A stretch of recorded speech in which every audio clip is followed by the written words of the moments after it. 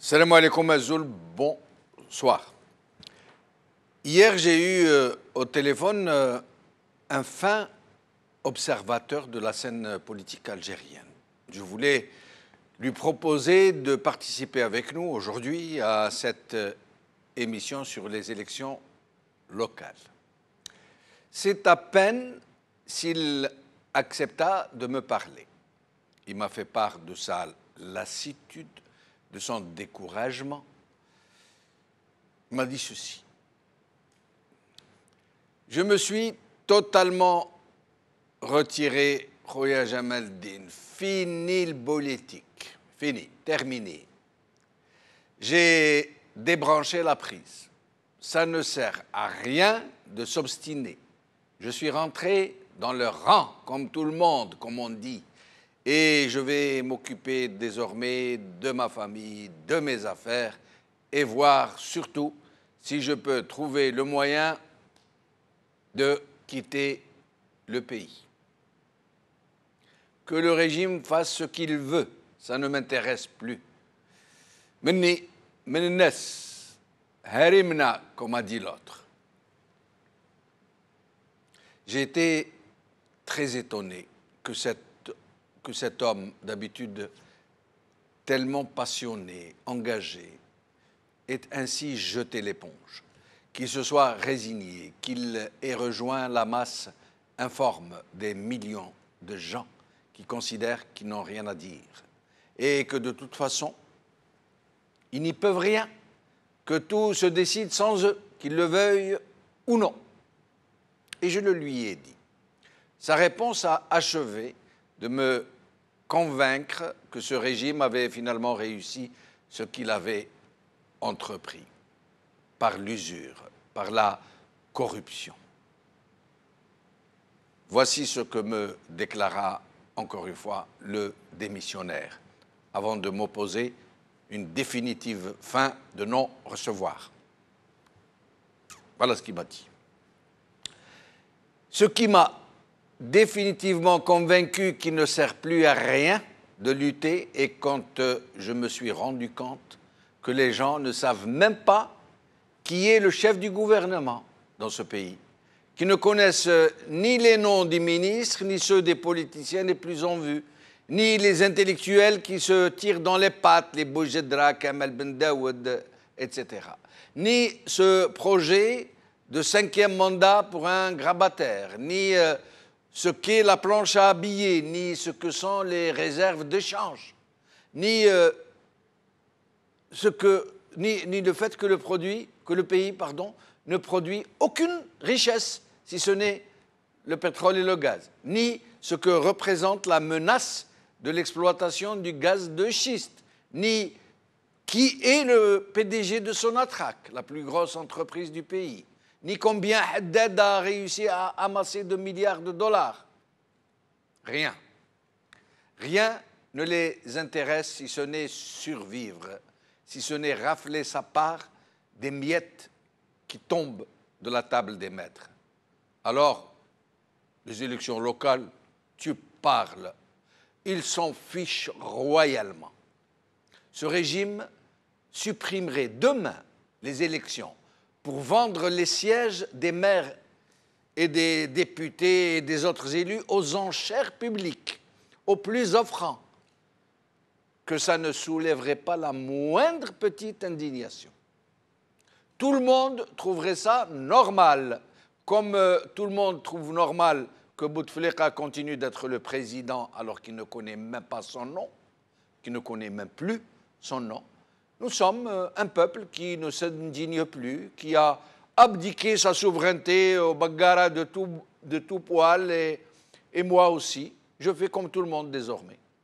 Alors, merci de ne plus m'inviter à ton émission. Voici ce que m'a dit cet homme qui ne viendra plus dans les émissions de télé, cet homme qui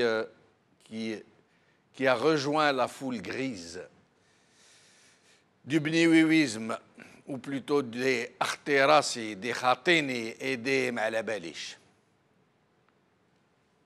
Aujourd'hui. Algérie Focus, Élections locales des candidats islamistes exclus pour appartenance au fils dissous par Massinissa Mansour. El Watan, candidat aux élections locales, des rejets au nom de rapports secrets par Kamel Medjoub. TSA, élections locales, le FFS dénonce l'instrumentalisation de la justice par Riyad Hmadi. Élections locales sous le signe de l'indifférence. C'est le titre de notre émission d'aujourd'hui. Et pour en parler, j'ai le plaisir de recevoir Samir Boualili. Ahlan bik, merci d'être avec nous. Merci à vous aussi de nous inviter à cette émission. Vous êtes représentant du FNA France. Voilà, le Front National Algérien. Voilà. Au téléphone, nous aurons le docteur, le professeur Ouziala Messoud, néphrologue, ex-élu du FIS. Azouz Nasri, membre du bureau politique de Talaya al-Hurriyat. Badreddine Gerfa, cadre du FIS. Samir Boualili, alors, c'est votre parti. Donc, combien de listes avez-vous présenté, APC, API? Le nombre exact, je ne l'ai pas, mais je sais qu'on est présent dans 37 wilayas. Oui. On est, c'est-à-dire sur tous les niveaux, APC, API, on est dans 37 wilayas. On a présenté presque, je dirais, dans les 45, 46 à 47 listes, mais on a été retenu dans 37 wilayas. 45, 46 listes, c'est très très peu. Hein. Non, rapport aux milliers. Pas question. Il y a combien de... Non, moi, c'est-à-dire, je vais vous dire, c'est au niveau wilaya, parce que dans chaque wilaya, oui. Et moi je parle de liste API, après liste APC, je ne connais pas le nombre exact. Mais je sais qu'on sur le plan APC, on est, c'est-à-dire, on est au minimum dans, je ne sais pas, disons que plus de la moitié des APC algériennes, le FNA il est présent. Est-ce qu'ils vous ont rejeté des listes? Évidemment, comme tous les autres partis politiques, ils ont rejeté des listes pour des motifs qui sont, comment dirais-je, un petit peu des fois débiles, ils vont vous rejeter. Débiles. Voilà. C'est-à-dire, ils ont justifié ou non? Ben, il n'y a pas de justification. Il n'y a pas, c'est-à-dire, il y a pas un justifie pas d'une manière, c'est-à-dire vis-à-vis de la loi. Oui. Ils vous rejettent une liste et puis c'est comme ça. Mais il y a des voies de recours. Oui, il y a justice. De loi, mais après, quand on décide de vous rejeter, on vous rejette. Par exemple, le Talaya al-Hurriyat se plaint, nous allons avoir le représentant qui est avec nous ici, et il se plaint d'avoir eu un rejet de 650 listes. C'est malheureux de voir aujourd'hui en Algérie que, par exemple, à l'exception des deux partis du système, oui, avec quelques partis aussi qui sont autour de lui, le FLN et le RND, qui arrivent d'une manière miraculeuse, c'est-à-dire avoir une représentativité au niveau national. Et des fois, comme vous l'avez vu dans la télévision, des fois les gens, parce que c'est devenu un petit peu, c'est une mascarade. Aujourd'hui, être un candidat dans une liste du FLN, c'est-à-dire c'est comme si vous avez une certaine, comment dirais-je, une certaine garantie pour passer. Et c'est malheureux de voir. Une bénédiction. Voilà. Et le FLN aujourd'hui, le RND aussi, parce que ce sont ces deux partis qui sont là. C'est malheureux de voir qu'aujourd'hui, ce ne sont pas deux partis politiques, ils sont devenus deux administrations. C'est-à-dire une sorte, ce ne sont plus deux partis politiques, ce ne sont pas des partis politiques, ce sont des appareils de l'État, ce sont des... Ils ne s'en cachent pas, ils le disent, hein, ils disent nous c'est Nedam, nous c'est... Oui, nous sommes l'État, nous sommes... Mais c'est malheureux de voir aujourd'hui, c'est-à-dire pour un groupe par exemple de jeunes qui ont par exemple, qui voulaient par exemple se présenter au nom d'un parti politique, c'est parce qu'ils n'ont pas de, comment dirais-je, de KTEF. Oui. Ils se retrouvent, c'est-à-dire leur liste il sera rejetée par rapport, je ne sais pas, à quelque chose qui est un motif qui est minable, je ne sais pas par là. Alors que ces partis-là, le FLN et le RND, ce sont deux partis c'est-à-dire qui facilement ils peuvent passer leur liste. Des fois, même ils ont, c'est-à-dire même vis-à-vis de la loi, c'est-à-dire il n'y a pas, même si la liste n'est pas conforme à la loi, mais il passe. Il passe parce qu'il y a quelqu'un qui appelle quelqu'un. C'est comme ça, mais ça vous étonne? Ce n'est pas étonnant. Moi, je crois que c'est dans l'ordre des choses. Oui, mais le Velen RND, c'est la maison, quoi. Nous, on continue de dénoncer ça. Oui. On continue de militer dans ce sens. Évidemment, avec le FNA, on continue aussi Est-ce que vous faites partie des formations politiques, des partis qui annoncent déjà la fraude, qui dénoncent la fraude avant qu'elle ne se produise? La fraude, oui, tout le monde sait que maintenant en Algérie, vraiment, parce que même pendant les législatives, on l'a vu, surtout dans les régions qui sont lointaines, c'est-à-dire les régions qui sont reculées dans le désert, où il n'y avait pas de moyens de communication, où il n'y avait pas une manière là. On a vu même, je ne sais pas si vous l'avez vu au moment des législatives, où un des agents d'un bureau de vote... En train de remplir l'urne. En train de remplir l'urne. Et même il y avait un agent d'un bureau qui a protégé l'urne, qui voulait protéger par tous les moyens, alors qu'il a reçu 10 coups. Oui. Mais il y a des dizaines et des dizaines de vidéos comme ça. Surtout, moi, je dis ça dans les régions qui sont... Parce qu'aujourd'hui, vous savez qu'en Algérie, vous avez le nord, par exemple, où c'est vrai que la fraude, c'est pas facile, mais même si, des fois, ils font ça. Mais... dans le pays profond, c'est... oui, c'est dans les régions. Nous allons demander à nos autres invités. Professeur Ouziala Messaoud, merci d'être avec nous. Ouziala Messaoud. Salam alaikum. Wa alaikum salam, ahlan bikum. Merci d'être avec nous. Merci beaucoup, merci pour l'invitation et bonjour aux auditeurs, à tous les auditeurs et à votre invité. Merci beaucoup. Alors, Monsieur Ouziala, d'abord vous avez été élu APC, rappelez-moi quelle commune? Ain Taïa, et c'était à Boumerdès, wilaya de Boumerdès. Voilà, donc vous avez été élu fils, puis vous vous êtes retrouvé dans un camp du Sud, vous l'avez payé très cher et vous avez dû vous expatrier par la suite. Mais dites-nous, à ce moment-là, les élections c'était quelle année déjà? C'était en 89. En 89. Ça s'est passé comment? Il y avait de la fraude ou non? Au dire des autorités de l'époque, les élections avaient été honnêtes, propres et transparentes. Et le fils les avait remportées haut la main? Très largement. Certains disent, M.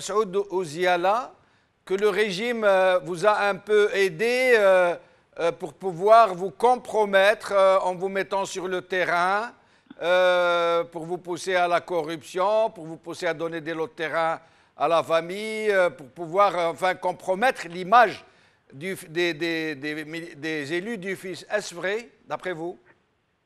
Moi, je ne peux pas deviner quels avaient été les vœux ou les secrets du régime. Ça, on ne peut pas savoir. Ce qui est certain, c'est que pendant le court laps de temps pendant lequel nous, on était entre guillemets aux affaires, on n'a jamais entendu parler d'un élu du fils qui a été emprisonné ou ne serait-ce qu'attaqué en justice pour un délit quelconque relatif à la gestion de l'APC ou de la wilaya. Ça, c'est un fait historique. Maintenant, ce qui se tramait donc, chez les décideurs algériens de l'époque, ça, il n'y a que eux qui peuvent nous le dire. Je ne sais pas quels ont été leurs calculs. Mais dans la réalité, nous avons géré sur le peu de temps, je répète, 1 an et demi à peu près de ce qu'on a fait, et on n'a jamais eu de soucis avec quiconque. Alors, pour ces élections-ci, on apprend par la presse que plusieurs candidats à des APC, à des APUI, qui sont pourtant présentés sous les couleurs d'autres partis ou en tant qu'indépendants, ont été éliminés, leur candidature a été rejetée. Pourquoi? Parce qu'ils étaient membres du FIS, seulement membres du FIS. Est-ce que vous en avez entendu parler? Ah, tout à fait. Comme tout le monde, on lit la presse et on suit ce qui se passe dans le pays.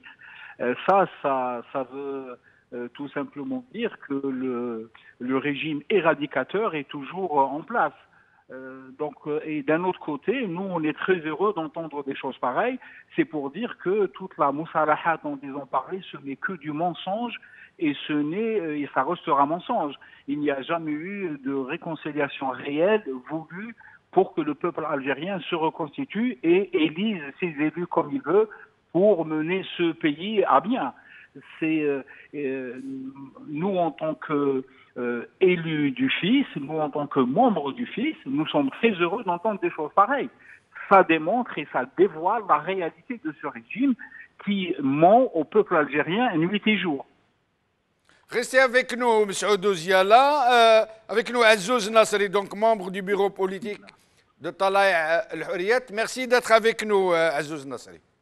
Bonsoir, M. Benchemloul. Bonsoir. Alors, on nous dit dans la presse, toujours, que vous auriez déploré le rejet de 650 listes par l'administration.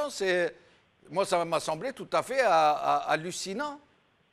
Monsieur, je voudrais d'abord dire bonsoir à vos invités. Bonsoir. Et également à vos auditeurs. Et juste vous dire que c'est une information que nous n'avons jamais donnée.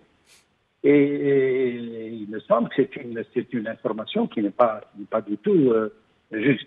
Absolument, c'est ce qui m'a semblé. On n'a pas dit 650 candidats, 650 listes. Donc ça m'a semblé... Oui. C'est énorme, bien que ça peut se faire. Mais je voudrais juste, s'il vous plaît, recadrer un petit peu mon intervention pour vous dire qu'au sujet des élections locales, M.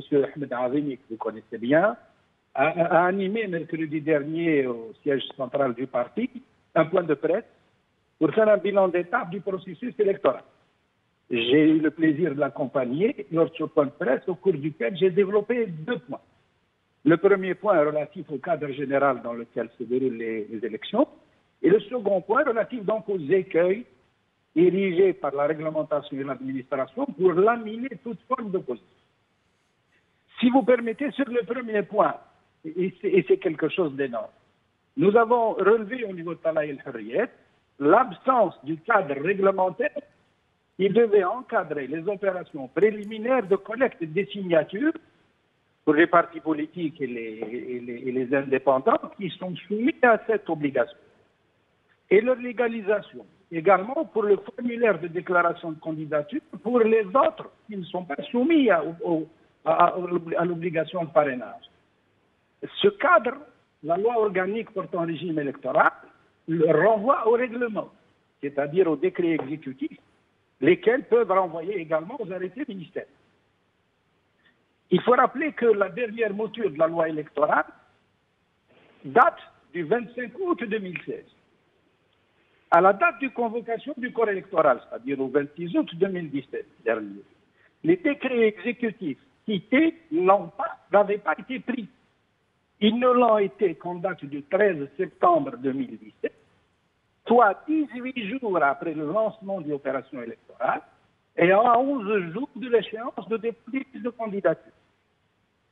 Des formules de déclaration de candidature ont été imprimées et distribuées par les wilayats sans aucune base réglementaire. Donc, au-delà du problème de leur validité juridique et de la validité du processus qui s'en est suivi, la question est de savoir pourquoi ces textes réglementaires d'application d'une loi organique datant de plus d'une année n'ont pas été pris par l'autorité en charge de le faire. Et la haute instance de surveillance des élections, est-ce qu'elle est habilitée J'y arrive. Ni le ministre de l'Intérieur, ni le secrétariat général du gouvernement, et encore moins la haute instance indépendante de surveillance des élections, n'ont pris l'initiative d'appeler à le faire. D'autant si nous devons nous référer aux élections législatives du 4 mai dernier. Les textes réglementaires pour le même objet avaient été pris au mois de janvier, c'est-à-dire 3 mois avant les élections. Il ne fallait procéder qu'à une opération de copier-coller en changeant les intitulés des décrets. Alors la question que nous nous sommes posée, c'est quelle est l'autorité qui a décidé d'imprimer et de distribuer les formulaires de signature Et même ceux de déclaration des candidatures sans base réglementaire. Comment l'imprimerie officielle ou toute autre imprimerie a accepté de le faire sans référent réglementaire? Mais est-ce que ce genre de pratique que vous êtes en train de nous révéler n'est pas rédhibitoire? Est-ce que cela ne devrait pas, du moins, être une cause légale du report de ces élections? C'est une cause de non-validité de tout le processus. C'est-à-dire que les imprimés de parrainage, il y a des imprimés bleus pour les wilayas et des imprimés blancs pour les communes.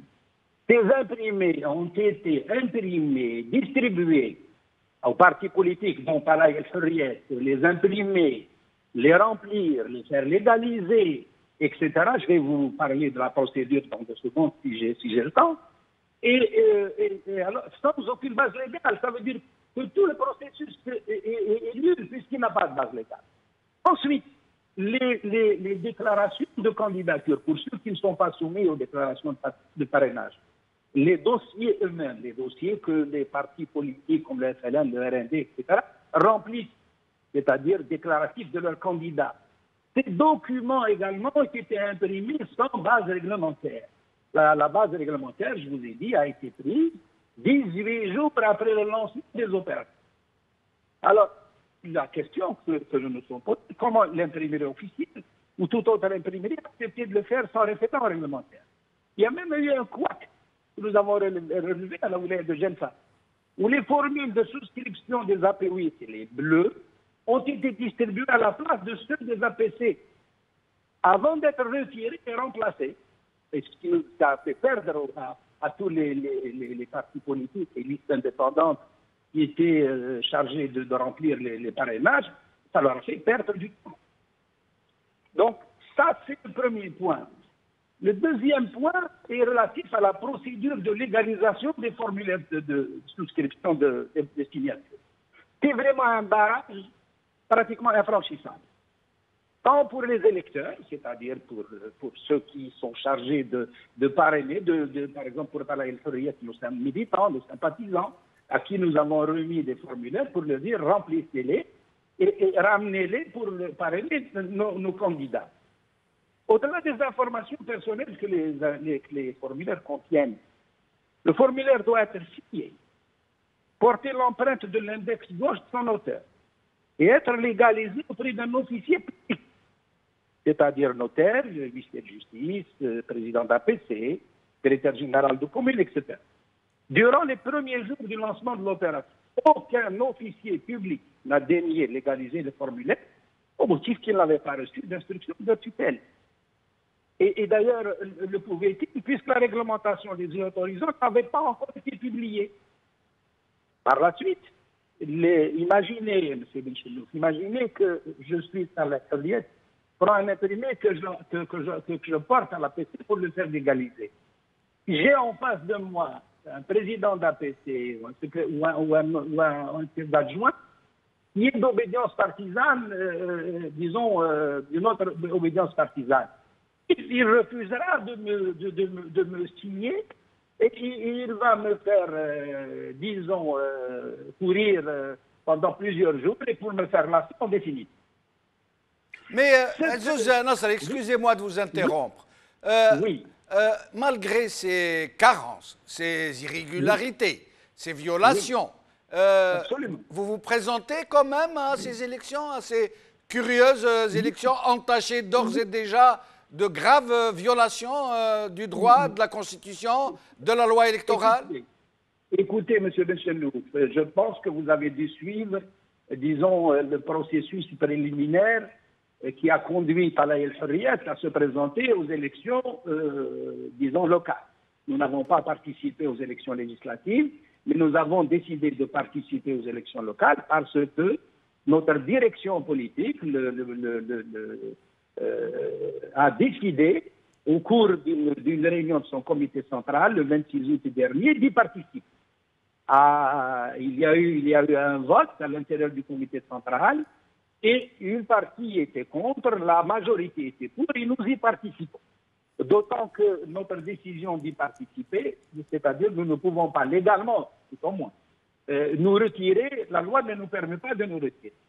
Mais ce que je peux vous dire également, c'est qu'il est difficile de faire légaliser les formulaires par les souscripteurs. Même pour ceux qui sont chargés de légaliser, il y a un virus que je vais tout de suite vous donner, mais qui est vraiment extraordinaire. L'officier public qui est chargé de l'acte de légalisation doit s'assurer, de la présence physique de signataire, qui doit être muni d'une pièce justificative de son identité. Deuxièmement, de la carte qualité d'électeur par la présentation de la carte d'électeur. Et ce qui est extraordinaire, l'officier public doit s'assurer sous sa responsabilité administrative et pourquoi pas pénale, que le signataire est inscrit sur la liste électorale de la circonscription électorale concernée. Comment est-ce que je peux, moi, notaire, huissier de justice, accéder au fichier électoral pour vérifier que la personne qui est en face de moi, qui est titulaire de sa pièce d'identité, qui présente sa carte d'électeur, je vais également vérifier, comme si les documents ne sont pas opposables à l'administration, je vais également aller vérifier au fichier électoral que l'intéressé est inscrit. C'est véritablement une entrave qui est prévue par la réglementation en vigueur, qui est insurmontable. Restez avec nous, Azouz Nasri, je suis obligé de vous interrompre pour donner la parole aux autres invités. Avec nous, Badreddine Guerfa, cadre du FIS. Merci d'être avec nous, Badreddine Guerfa. C'est moi qui vous remercie, M. Jamel. Merci. Alors, vous avez entendu Azouz Nasri qui vient de nous éclairer brillamment, j'allais dire, sur ces graves carences et ces graves violations de la loi. Pourtant, c'est un peu comme si c'était normal, personne n'en parle. Moi, je suis vraiment soufflé d'écouter de telles révélations. Qu'est-ce que vous en pensez avant que je n'en vienne à ces listes qui ont été rejetées? D'abord, je salue tous vos invités, celui qui est au studio et vos invités, et tous les auditeurs d'El Magharibia. Je tiens d'abord à vous dire, M. Jamel, que nous, on ne jettera pas l'éponge. Et on continuera notre résistance pacifique. Le militantisme demande beaucoup de patience, et Inch'Allah, on continuera. Mais, pardon, Badreddine Guerfa, pardon. Oui. D'abord, pour que les gens comprennent, il y a des candidats qui sont portés sous d'autres couleurs ou sous leur nom propre en candidats indépendants et dont la candidature a été rejetée pour la simple et seule raison qu'ils appartenaient au FIS. Est-ce que vous nous confirmez? Écoutez, je vais vous dire encore des choses plus graves que les élections. D'abord, je tiens à souligner que le FIS, en tant que parti, n'a pas encore dit son mot à propos des élections locales. Ce qu'il y a jusqu'à maintenant, le Conseil des cadres du FIS s'est réuni le 6 octobre à l'ouest du pays et il a pris une décision qu'on annoncera plus tard, une fois que les consultations au sein du FIS seront plus larges. Donc, premièrement. Deuxièmement, à chaque fois qu'il y a des gens, je dirais, sympathisants du FIS qui se portent candidats dans n'importe quelle élection, généralement, ils sont rejetés, à quelques exceptions près. Et quand ils sont élus, il y a des problèmes. Je vais vous donner un exemple. Aux élections locales passées, un candidat s'est présenté parrainé par un parti dans la wilaya de Msila, à El Hajil par exemple, et il a eu 14 sièges, il y en a la grande majorité. Ben, je vous assure que le mandat, il l'a terminé essoufflé parce qu'il a risqué sa vie, il a échappé belle, il a été tellement maltraité par l'administration qu'il a risqué de se retrouver en tôle et en prison. Donc, ça existe. Mais ce qui est plus grave, les gens, alors quand j'entends vos invités, avec tout le respect que j'ai pour leurs convictions et leurs approches, les élections locales ou législatives ou présidentielles doivent être dans un climat sain, serein, où le peuple peut avoir une lisibilité politique réelle pour pouvoir choisir ses candidats et ses programmes. Or, ça n'existe pas depuis 92, et les gens, malgré ça, les partis font comme si c'était des partis d'opposition. Alors que nous, dans notre lecture, on fait de la résistance pacifique. On ne peut pas dire qu'il y a des partis au pouvoir et des partis d'opposition. C'est ça le gros problème qui se pose maintenant. Mais vous n'avez pas le choix, vous n'avez pas non plus beaucoup de choix, Badreddine Guerfa, puisque votre parti a été interdit par ce régime. Donc il ne peut pas se présenter, il n'a pas d'autre alternative que de... Non, on a beaucoup de choix. Je vous donne un exemple. Par exemple, en 99, quand on a vu, quand il y avait une lueur d'espoir et le fils a trouvé une solution avec le candidat Talib Ibrahimi, on a vraiment milité, il y a eu des grands meetings, etc. Mais finalement, ce pouvoir ne veut pas de solution au pays. Donc, les élections pour le peuple algérien, ce n'est pas la solution. Quand vous avez dit que les Algériens s'en foutaient, je pense que les Algériens ne s'en foutent pas. Les Algériens savent ce qui se passe. Les jeunes savent ce qui se passe en Algérie. Ils savent qui c'est Ali Haddad. Ils savent qui c'est Ouihia. Ils savent qui c'est Bouteflika. Ils savent qui sont ces partis.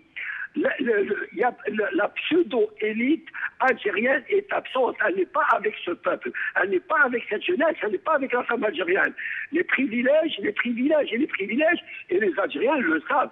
Oui, mais Badreddine Guerfa, quand vous dites nous continuons à résister pacifiquement, qu'est-ce que vous entendez par là? On continue à nous réunir, à travailler, à analyser et à refonder, à faire une refondation du militantisme en travaillant sur les réseaux sociaux, avec nos contacts avec les jeunes, avec les femmes, avec les Algériens. Et je vous assure que les Algériens de l'an 2000-2002, ce ne sont pas les Algériens de 2017. Il y a une dynamique, si on trace une courbe, on est en train de remonter la parabole. Donc, il faut travailler, il faut militer. Les sièges, c'est pas pour nous. Les sièges, les Algériens, je vais parler en arabe. C'est comme ça que les Algériens pensent. Et les Algériens, en ces moments de résistance, ne comprennent que les mots simples et clairs. Restez avec nous, Badreddine Guerfa. Je reviens à vous après un tour de table. Samir Bouhalili, le 4 mai 2017, les élections législatives passées, elles ont été boudées. Vous y avez participé, votre formation. Oui. Est-ce qu'aujourd'hui, après coup, après j'allais dire la divulgation, après qu'on ait connu les vrais chiffres du régime, je ne parle pas et qu'on ait découvert qu'il y a eu une abstention, plutôt un boycott massif, qui a donné un Parlement le moins bien élu depuis l'indépendance du pays. Est-ce que ça vous a fait réfléchir? Par rapport, justement, quand on parle par exemple de ces chiffres, tout ça, ça renvoie à quoi? Ça renvoie à la légitimité de ce système, c'est-à-dire du pouvoir lui-même. Et vous dedans, puisque vous avez participé à ce système? Nous, on a participé à ces élections, on était des victimes. Parce que si on nous a donné, c'est pas donné, parce que c'est pas eux de donner, ça c'est au peuple d'élire. Mais le peuple ne vous a pas donné. Et à vous qui vous dites opposant, le peuple vous a dit je ne vote pas pour vous. Le peuple n'a pas voté à 80%, c'est quand même énorme. Dans une échéance électorale, telle que celle du 4 mai 2017, où l'espoir des Algériens est tout bas, le FNA a pu avoir 155 000 voix. Non, parlez-moi de ces élections-là. Oui, par rapport à ces élections. Combien de sièges avez-vous eu? Déjà, nous avons... Combien de sièges 1100 élus sortants, maintenant, au niveau... Non, les élections législatives, combien vous avez eu, les dernières? Nous avons eu, après tout ce qu'ils ont fait, on a eu un siège. Un siège. Mais qui vous a été rendu. Ils vous l'ont pris, comme vous dites, puis ils vous l'ont rendu.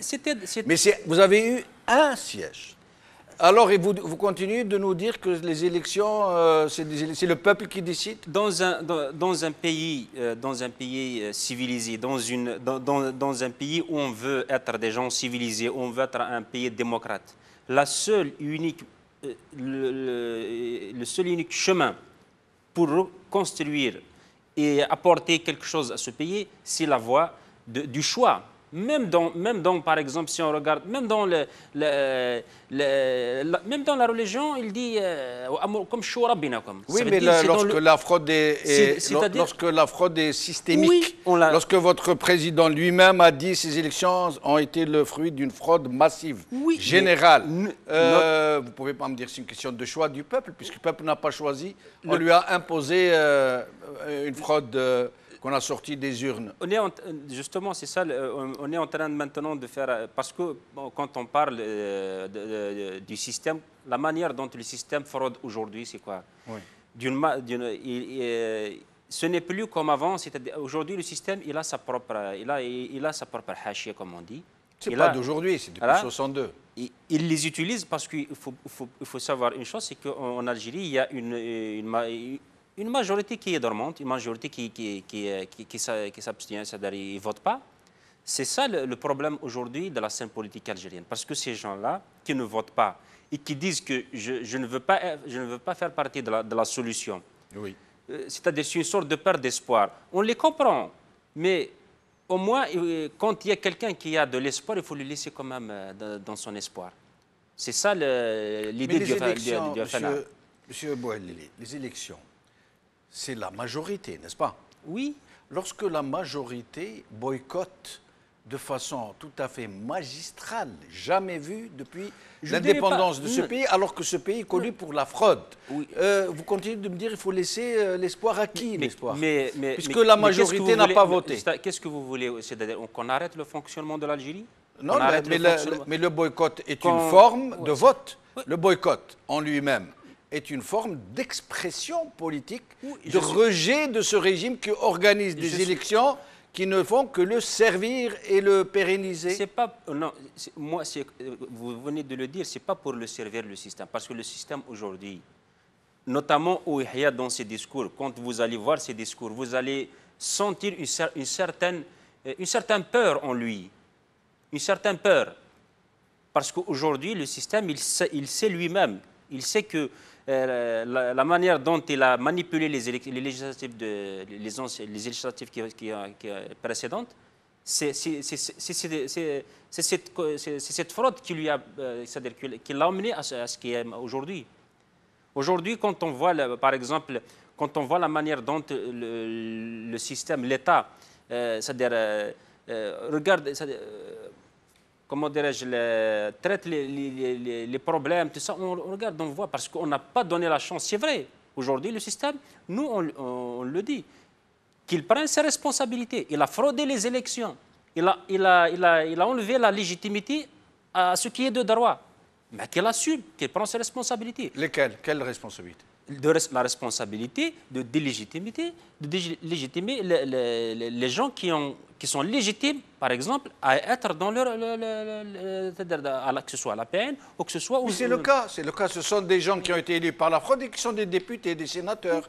Oui, c'est le cas. Qu'ils prennent ses responsabilités. Oui, il les a pris, les responsabilités. Non, ce qui va venir, parce que nous, aujourd'hui, en tant que formation politique, on la met devant le fait accomplir. On a dit, nous, on est là. Avec toutes les formations politiques, il y a des élections. Des élections, c'est comme comment dirais-je, c'est un tournoi, c'est une compétition. À partir de là où vous allez prendre la légitimité à ce qui est de Darwa et vous allez la donner à un autre qui a acheté avec Shkara. Mais vous-même, vous avez acheté, votre président l'a déclaré. Il a déclaré non, le seul siège qu'on a, on l'a acheté. Non. On a payé pour il ne faut pas jouer avec ce genre de choses. Non, parce non, que je joue pas. C'était pas la vérité. Non, non, il a déclaré avoir donné de l'argent. Non, le journaliste qui a rapporté cette information l'a rapporté d'une manière vraiment... Mais il a déclaré avoir donné de l'argent. C'est pas... Il y a... Pour accélérer la procédure de régularisation. Mais c'est dans la loi. Il y en a dans la loi, ça. La loi, elle dit qu'il faut donner de l'argent? La loi, jusqu'à loi, il dit que par rapport à la loi, il y a une loi qui dit que, c'est-à-dire pour accélérer ça, pour avoir là, on peut, c'est-à-dire, payer des, je ne sais pas. Non, non, là, il n'a pas payé des taxes ou quelque chose. Là, il a payé en dessous tout de cas, table à des gens qui lui ont promis de... Il a payé. Il y a une loi qui dit ça. Vous bétonnez. C'est dans la loi que ça existe. Mais restez avec nous. Parce qu'un président d'un parti, il ne va pas dire que nous, on a payé pour avoir ça. Et il a dit. Et le journaliste. Non, non, il ne l'a pas dit, monsieur. Alors Toiti. pourquoi il n'a pas attaqué le journaliste en justice? Pourquoi il n'a pas attaqué en justice? On ne va pas jouer parce que... Non, non, c'est pas jouer. Aujourd'hui, c'est grave, c'est très grave ce que vous dites. Parce que le problème, c'est qu'aujourd'hui, Moussa Toiti, son problème, c'est que déjà, il l'a fait avant. Des journalistes qui ont dit des choses sur lui, c'est-à-dire des diffamations. C'est pas grave, nous allons... Mais justement, je vais finir juste ça. Par rapport à ça. Mais après, on lui dit, si le président d'un parti politique qui visite beaucoup plus la justice avec des problèmes avec les journalistes. Mais c'est pas... C'est-à-dire, en tout cas, nous allons y revenir. Votre déclaration vaut son pesant d'or. Je reviens à Azouz Nasri. Il ne nous reste plus beaucoup de temps, Azouz Nasri. J'aimerais savoir pourquoi votre formation, Talah el-Hurriyat, malgré tout ce que nous avez révélé d'outrecuidance, d'irrégularité, c'est complètement hallucinant ce que vous nous avez dit. Pourtant, vous y allez quand même, Azouz Nasri. Monsieur Benchenouf, si vous pouvez me donner 2 ou 3 minutes, je n'ai pas terminé. Vous avez 4 minutes. Merci beaucoup. Je n'ai pas terminé de dénoncer tout le process qui comporte, disons, entrave après entrave. Je vous disais il y a quelques minutes que nos sympathisants, nos militants et nos sympathisants étaient obligés de signer des formulaires pour parrainer nos candidats. Une fois que les formulaires sont signés, ces formulaires sont versés dans un CD que la wilaya nous oblige à remplir. Ensuite, les formulaires et les CD sont portés chez un magistrat, plus exactement chez le président de la commission administrative électorale, qui se trouve être un magistrat pour valider les formulaires. Alors, ce qui est extraordinaire, c'est que les formulaires sont remplis en arabe et que les CD sont remplis en français. Et ce sont des CD qui nous ont été remis par l'administration publique.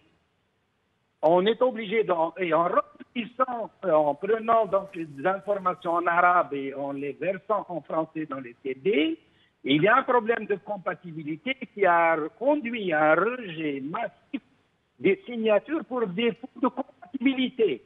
On peut écrire Benchenouf avec un E à la fin, on peut écrire le nom de votre maman en français, en le traduisant de l'arabe en français pour le mettre sur les CD, ce qui a conduit à un rejet massif des signatures pour défaut de compatibilité. Et le magistrat, on nous a dit qu'on allait nous donner des assurances en mettant donc des magistrats dans le processus électoral. Or, le magistrat qui est censé contrôler la validité des formulaires ne contrôle en vérité rien du tout, puisqu'on lui donne un CD qu'il met dans une machine par l'intermédiaire d'un assistant technique, laquelle machine donne tout de suite les résultats sans aucune justification. Et bien plus, le travail de contrôle s'est fait dans une opacité totale. Vous prenez vos formulaires et votre CD, vous allez chez le magistrat, dont le siège se trouve à la PT. Vous lui donnez les documents, il vous demande de rester dehors. Vous n'assistez même pas au contrôle manuel des formulaires. Vous n'assistez pas du tout à ce que la machine fait. On vous appelle ensuite, on vous donne un procès verbal avec disons, des rejets massifs. Il y a même eu, la machine a même donné des résultats, alors là, véritablement complètement illogiques. Ou dans une commune, et dans la wilaya de Blida pour être précis, on a déposé 5000 formulaires, la machine a rejeté 1500, elle nous a validé 1300 et alors... C'est complètement hallucinant. Franchement, je vous assure que je n'en reviens pas. Et d'ailleurs, c'est pour ça que je vais vous proposer, Azouz Nasri, de revenir dans une autre émission. J'espère que vous serez en Skype. J'aimerais voir votre mine quand vous nous disiez tout ça. J'ai l'impression d'assister à un film de science-fiction. Oui, la parole. Écoutez, on a fait jouer au magistrat le mauvais rôle du contrôleur qui contrôle, valide, établit un procès verbal. Or, dans les faits, je vous dis, il ne fait rien du tout. C'est le système informatique qui analyse et qui donne les résultats. Et rares sont les fiches informatisées qui ont survécu à cette opération de contrôle. Et parmi celles qui ont survécu, une fois déposées à la wilaya, nous avons été également confrontés par les services compétents des wilayas, dans certains cas, une lecture du contenu de la loi, pour des motifs peu sérieux. Azouz Nasri, je suis désolé de devoir vous interrompre. Attendez, moi je vous propose quelque chose, Azouz Nasri. C'est que vous reveniez, je vais vous prendre comme invité unique, parce que vous dites, ce que vous nous dites là est totalement hallucinant, je répète le mot. Je voulais dire un mot. Allez-y, vous avez une minute. Imaginez qu'au niveau du dépôt d'une liste dans une wilaya déterminée pour ne pas la nommer, la wilaya de Nahama, les candidats, on a reproché à un candidat fonctionnaire de l'État de ne pas avoir précisé l'employeur, au motif qu'il était fonctionnaire. Et pour 3 autres, on a rejeté leur dossier parce qu'ils étaient retraités. Ils avaient omis de déclarer la date de leur retraite et le nom de leur employeur, parce qu'il y avait des risques d'incompatibilité. Ça pouvait entraîner éventuellement des rejets pour ceux que la loi ne permet pas de se porter candidat. Mais Oueli qui nous a rejeté les listes, il a tous les moyens pour vérifier que ce monsieur qui est fonctionnaire, de vérifier l'employeur ou de vérifier la date de son départ à la retraite et où est-ce qu'il travaillait au moment où il avait pris la retraite. Je suis obligé de vous interrompre cette fois-ci. En tous les cas, bonsoir. Merci beaucoup. Je vous lance d'ores et déjà une invitation pour une émission beaucoup plus étoffée pour aller au fond des choses. Essayez de détailler un peu tout ce que vous nous dites là, qui est totalement incroyable et qui montre bien l'étendue des dégâts. Donc, à très bientôt. Je vous remercie infiniment pour toutes ces précisions. Vous n'avez pas répondu à ma question, pourquoi vous y allez tout de même, mais je vous la reposerai la prochaine fois. Merci beaucoup. Inch'Allah. Badreddine Gerfa, vous avez entendu Azouz Nasri? Oui.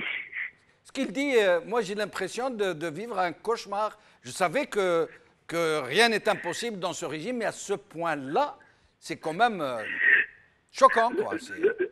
Le mot, c'est ça le mot, c'est hallucinant. Mais j'ai l'impression aussi que je suis devant le mur des lamentations en Palestine. Les gens, ils viennent, ils parlent de tous ces problèmes extraordinaires, mais pourquoi ils vont au vote? Alors, quand j'entends votre invité du FNA dire... Et vous-même, Badreddine Gerfa, certains d'anciens cadres du FIS sont allés aux élections sous d'autres couleurs. Non, très peu. Écoutez, moi je parle de la position officielle. Quand j'entends votre invité, avec tous les respects que j'ai pour lui, dire que le problème, c'est cette grande majorité d'Algériens qui ne votent pas, moi je lui dis que le grand problème, c'est ces partis qui vont au vote malgré toute cette merde de trafic et de trucs. C'est incroyable. Alors, j'ai dit que ces partis, comme vous le dites si bien, M. Jamal, ils aident le pouvoir à se pérenniser, c'est clair. Il n'y a rien à attendre de ce pouvoir, de ces élections. Le peuple le sait, la jeunesse le sait très très bien. C'est pour ça que les gens ne votent pas. Et vous allez voir, Inch'Allah, le Moukmela, c'est l'intikhabat al-mahalliya, donc c'est le vote local, les APCAPUI, les Algériens ne voteront pas, la jeunesse ne votera pas. Mais Badreddine Gerfa, il y a beaucoup de gens qui pensent que contrairement aux législatives, les locales sont utiles parce qu'ils gèrent le quotidien des gens, qu'un maire... Alors que par contre, à côté, il ne manque plus que de vendre les sièges aux enchères publiques. Tout le monde sait que ça se vend au souk. Quel quotidien, ici, Jamal? Peut-être qu'on trouve un chef d'APC ou 2 ou 3 Mais dans la grande majorité, un chef de PC ne peut pas lever le doigt envers le chef de daïra. Alors, ne parlons pas du wali, ne parlons pas du directeur de la sûreté, ne parlons pas de tous ces hommes d'affaires, l'argent, etc. C'est pourri. C'est pourri, pourri, pourri. Les APC n'ont aucun sens. Les gens, en général, les gens vont aux élections de Wilaya, vous trouverez des entrepreneurs, des hommes d'affaires pour tisser des relations. Dans les APC, il y a quelque chose à manger, un petit peu. Donc, ça ne réglera pas le problème des Arabes. Comment? Voyons, on n'arrive pas à régler le problème des ordures en Algérie. Où sont ces APC? Où sont ces maires? Il n'y a rien, il n'y a absolument rien. Les gens, les Algériens savent qu'il y a un premier collège et un deuxième collège. Quand elle fait une liste, elle passe d'abord par l'administration qui enlève celui-là, elle remet celui-là, etc.